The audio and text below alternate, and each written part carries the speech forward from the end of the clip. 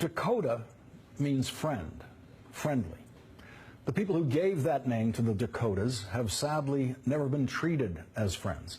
The people whose language was used to name the Dakotas and Minnesota and Iowa, Oklahoma, Ohio, Connecticut, Massachusetts, and other states, the Native American tribes, the people who were here before us, long before us, have never been treated as friends. They have been treated as enemies and dealt with more harshly than any other enemy in any of this country's wars.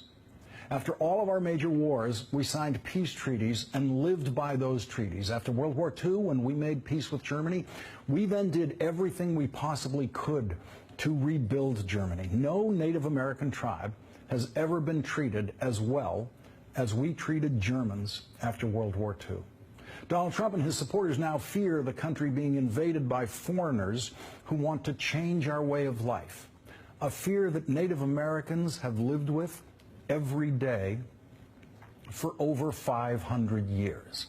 The original sin of this country is that we invaders shot and murdered our way across the land, killing every Native American we could and making treaties with the rest. This country was founded on genocide before the word genocide was invented, before there was a war crimes tribunal in The Hague. When we finally stopped actively killing Native Americans for the crime of living here before us, we then proceeded to violate every treaty we made with the tribes, every single treaty. We piled crime on top of crime on top of crime against the people whose offense against us was simply that they lived where we wanted to live.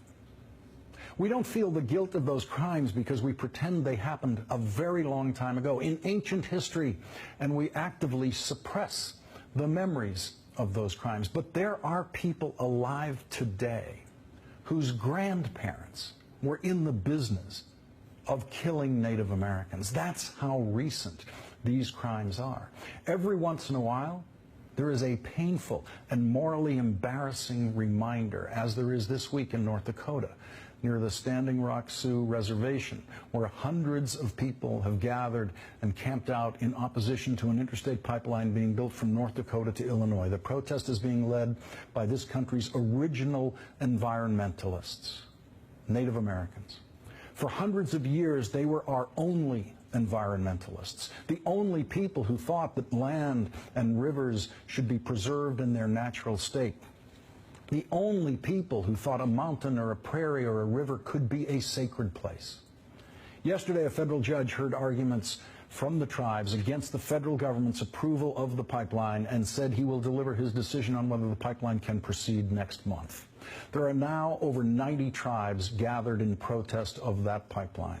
That protest will surely continue even if the judge allows construction to proceed. And so we face the prospect next month of the descendants of the first people to ever set foot on that land being arrested by the descendants of the invaders who seized that land, arrested for trespassing. That we still have Native Americans left in this country to be arrested for trespassing on their own land is testament not to the mercy of the genocidal invaders who seized and occupied their land, but to the stunning strength and the 500 years of endurance and the undying dignity of the people who were here long before us, the people who have always known what is truly sacred in this world.